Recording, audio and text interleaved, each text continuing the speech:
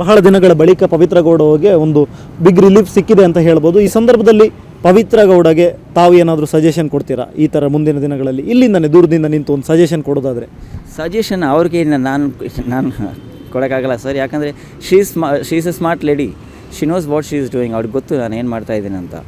So ನನ್ನ suggestion it's waste of words.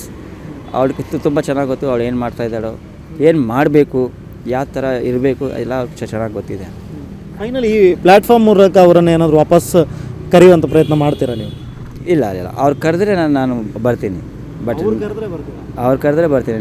ನೀನು ಬಾ ನನ್ನ ಜೊತೆನೇ ಇರು, ಜೀವನ ಮಾಡೋಣ ಅಂತ ನಾನು ಹೇಳಿಬಿಟ್ಟು ಅವ್ರಿಗೆ ಟ್ರೈ ಮಾಡಲ್ಲ.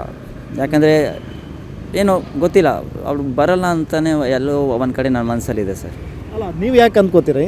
ನೀವೊಂದು ಈ ಟೈಮ್ನಲ್ಲಿ ಸಾಕಷ್ಟು ಈಗ ಜೈಲಿಗೆಲ್ಲ ಹೋಗಿ ಬಂದಿದ್ದಾರೆ, ಸಾಕಷ್ಟು ವಿಚಾರಗಳಲ್ಲೆಲ್ಲ ಇರ್ತಾರೆ, ನೀವೊಂದು ಟ್ರೈ ಮಾಡ್ಬೋದಲ್ಲ ಸರ್?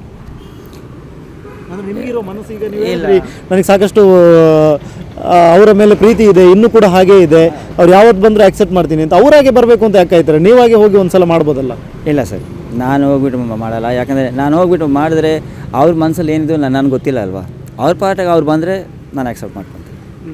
ಈಗ ಅವ್ರ ಮನಸ್ಸಲ್ಲೇ ಬೇರೆ ಬೇರೆ ಇದೆ, ನಾನು ಹೋಗ್ಬಿಟ್ಟು ಟ್ರೈ ಮಾಡಿದ್ರೆ ಏನು ಬೇರೆ ಏನಾದರೂ ಒಂಥರ ಮಾತುಕತೆ ಆಗಿಬಿಟ್ರೆ ತಪ್ಪಲ್ವ, ಅವ್ರ ಮೈಂಡ್ ಡಿಸ್ಟರ್ಬ್ ಮಾಡೋದು. ಪಾಪ ಈಗಲೇ ಅವ್ರು ಜೈಲಿನಿಂದ ಆಚೆ ಬಂದಿದ್ದಾರೆ, ತಿರ್ಗಿ ನಾನು ಹೋಗ್ಬಿಟ್ಟು ಡಿಸ್ಟರ್ಬ್ ಮಾಡೋದು ಯಾಕೆ?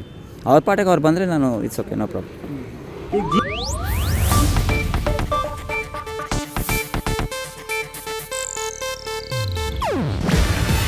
ಇದು ಏಷ್ಯಾನೆಟ್ ನ್ಯೂಸ್ ನೆಟ್ವರ್ಕ್ ಪ್ರಸ್ತುತಿ.